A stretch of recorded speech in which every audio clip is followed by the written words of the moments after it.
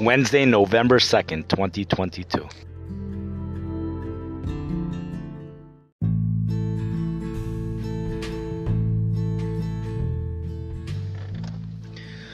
We have record heat that has developed and will continue to develop over in the plains and also in some other locations close to there. The record heat in some locations will be reaching its peak over Shabbos by Saturday. We really have serious warmth taking place. Here in the Chicago area, we have beautiful weather. Temperatures are nothing record-breaking, and it's not even, it's not on that magnitude here in the Chicago area, but you move off to the west and the southwest, even the northwest, we have temperatures that did go into the low 80s today up in the upper plains. And this is really, it's unbelievable. We have temperatures which are in the 70s today, going down into the 30s tonight with snow. 1 to 3 inches of snowfall accumulation expected over the next 24 to 48 hours in many of these towns. Some areas 2 to 4 inches of snow. This is in the upper Midwest, possibly northwest Nebraska. But the plains is not the only area experiencing record warmth. That in and of itself isn't really such headlines. Tampa, Florida has amazing heat going on over there. We don't get to see record heat too often when you go down into the tropical areas. Tampa, Florida currently has a temperature 91 degrees, a dew point of 75, heat index 101. Forecast high 92. That breaks the record. We're going to continue to see near record or record-breaking temperatures in Florida over the next couple of days. The air responsible for this is a high-pressure system over in the Atlantic Ocean that's dipping south and will take the role of almost like a Bermuda high eventually as it digs south and pushes a south flow of warm and more humid air. Places up here are so dry right now, super dry. We have red flag warnings in effect all over the plains and many locations in the Midwest. But Dallas, Texas is seeing an increase in humidity, and they will see humid conditions as the week goes on. That's going to be in response to the airflow coming off of the Atlantic Ocean into the Gulf of Mexico from this sinking area of high pressure. It hasn't sunk yet, but it's going to, and that's going to increase that flow of humidity and warmth. Now, going ahead, after the snow, this is major stuff, a total flip-flop of temperatures in the 70s. We probably will even have a town which hit 80, also see accumulating snow.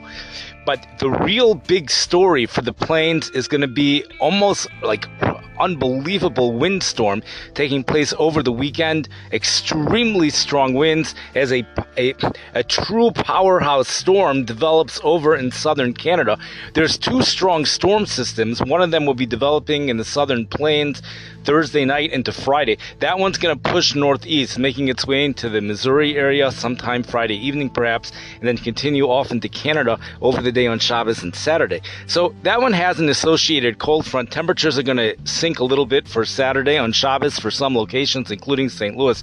High temperatures well into the 70s in St. Louis, at least through midday Friday, and then that system moves through. So depending upon the rain, and there also could be a cool down with that system. That system right now is a strong storm system. It has a large contrast in temperatures at the moment, it does, and temperatures are cold enough on the backside for the precipitation to be falling as snow. That's going to change, however. The flow on the backside of the system currently has a pretty strong north flow. However, perhaps as that system moves east, it's gradually going to develop more of a westerly flow. The air behind the front will become of Pacific origin, and eventually its front is going to actually be a washout.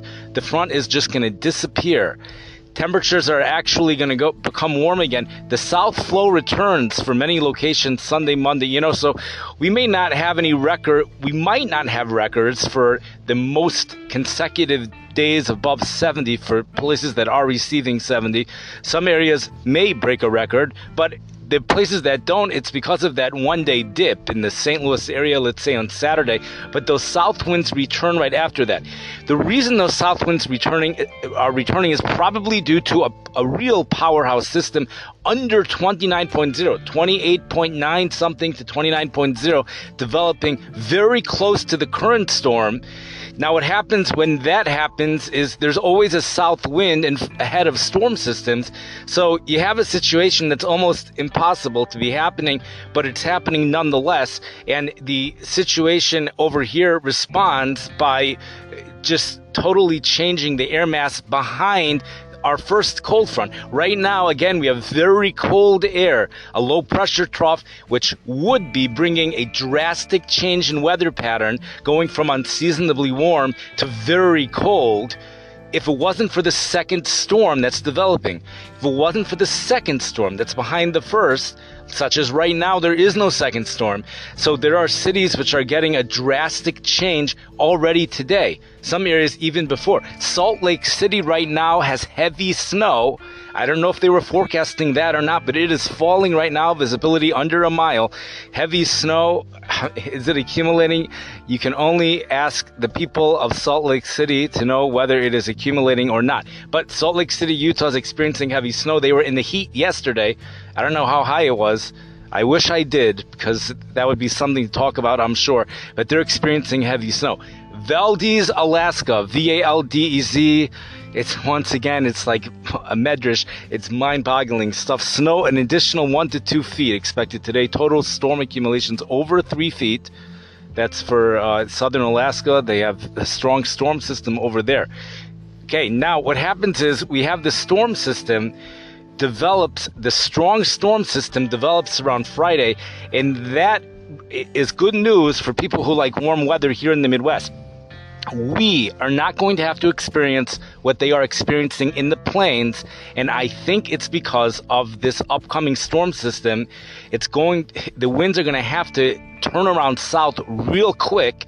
Not only that, it also cuts off the north winds behind this system right now, which means the cold front doesn't have the same potency over here as it will in the plains. It also means the warm-up will start right away again, and then we're going to have to deal with that strong storm system as it moves past our area. That storm system is going way up north, so we're not going to have to deal with any type of snow or real cold, but it has an associated cold front that's going to move through the Midwest and the Great Lakes later on next week. The East Coast is going to be experiencing a big warm-up. Just like Florida has record heat, the East Coast temperatures going into the mid and upper 70s. As south winds come off of the Atlantic Ocean. Also probably an increase in humidity over in that area. Shreveport, Louisiana, is that how you pronounce it? They're going to have to watch out for very strong thunderstorms Friday afternoon into Friday night. This is the front maintains its potency in regards to its ability to produce severe weather for that area, perhaps even an isolated tornado. Although tornadoes are not likely, the main threat, the National Weather Service informs us, will be damaging wind gusts of 70 miles per hour in the thunderstorms, and large hail also is a good possibility. This is the Louisiana, Arkansas, Texas area, including Shreveport, Friday afternoon into Friday night. And again, whenever you have severe weather at night, that's when things are most dangerous, because people are sleeping. So anything that should happen, people, again, weather alert radio, that's something that's very kedai. It's worth it to have. Moving along, we go into the Cincinnati, Ohio area. So the consistency of the warmth, the further east you go, the more consistency there's going to be, because the weaker that cold front is going to become, the further east you go. So that's Cincinnati might actually see more consistency in their 60 and 70 degree heat over the next several days. St. Louis has a good shot at hitting 80 degrees perhaps on Friday, right before the front moves through. We have temperatures, again, we're in the 80s in the plains. Temperatures well into the 70s in most locations in the plains, and Minnesota as well.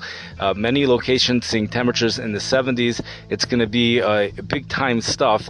The European computer model shows about 4 inches of snow accumulating over the next couple of days in parts of South Dakota, North Dakota, even parts of northwest Nebraska, Wyoming for sure. But even in the Midwest, we also have significant snow coming out of the system with very strong winds blowing snow. Scottsbluff, Nebraska. Scottsbluff, Nebraska could experience blowing snow. We're dealing with this weekend. This has to be reiterated because we mentioned 70 mile per hour damaging wind gusts in regards to severe storms in Louisiana. But let's just reiterate, there'll be 80 mile per hour wind gusts with no storms at all over the weekend in the plains, in the upper plains. So this is very serious wind speeds occurring here in the Midwest, in the plains for this weekend. The warmth will be returning over in Phoenix, Arizona, but we do have freeze watches in effect in the Southern California area. In fact, the Palm Springs National Weather Service has issued a freeze watch. No freezing temperatures for Palm Springs, but the higher elevations could see some freezing temperatures, and that would bring the growing season either to an end or almost to an end. We have elsewhere, Fairbanks, Alaska is experiencing a winter storm right now. Snowfall accumulations of more than 8 inches or around 8 inches is possible when you go just east to Fairbanks. And then an extreme bitter cold weather event will be happening in Fairbanks in just a couple of days as temperatures drop to 9 below zero, and we're only in the month of November. 9 below zero for Fairbanks, Nebraska, and Fairbanks, Alaska. And that cold air, well, when's it going to come down here? Not this weekend and probably not next week, but realize that the solar insolation is getting weaker every day, and we're really, we could easily drop. Once you get the snow-covered grounds in Canada, we have places in Wisconsin that might even see snow over the next couple of days. Once you get the snow-covered grounds up there, that's when the cold air becomes very efficient at making it far into the south. And that's when we're going to see the real cold air arrive here in the other parts of the Midwest.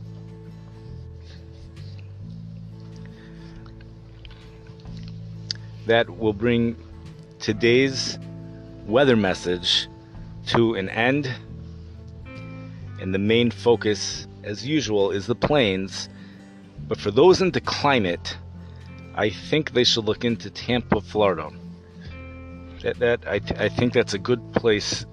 That's a place that experiences consistency, and we've spoken in the past about, I think those areas, if you're getting record heat in an area that has a lot of consistency, that has a lot more significance, I think, than to deal with the plains and the Midwest, places where the jet streams are going wild.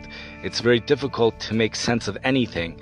But when you go down into places, India of course, but you go down into Florida and you start to see a pattern, if there is a pattern, that has a lot more significance. But anyways, that will bring this to an end again.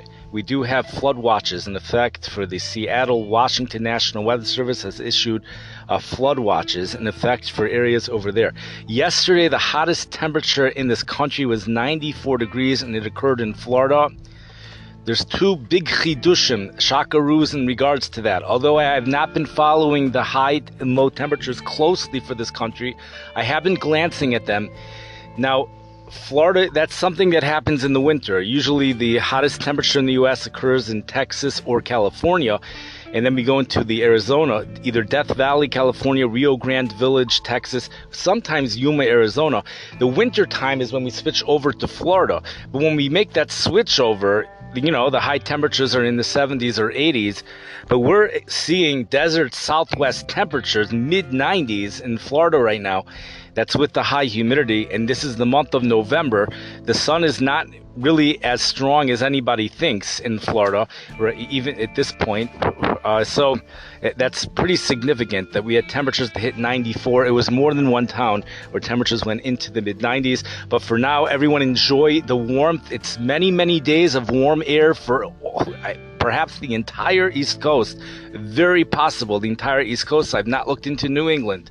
But the south winds are just continuous south winds. And here in the Midwest, we still have quite some time before cooler weather comes in. And even then, we mentioned for most of the Midwest, it's Pacific air.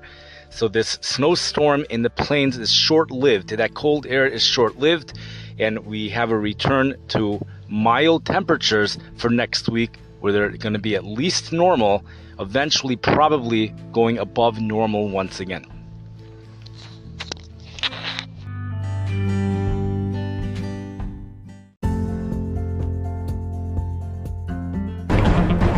You're listening to Weather with Enthusiasm.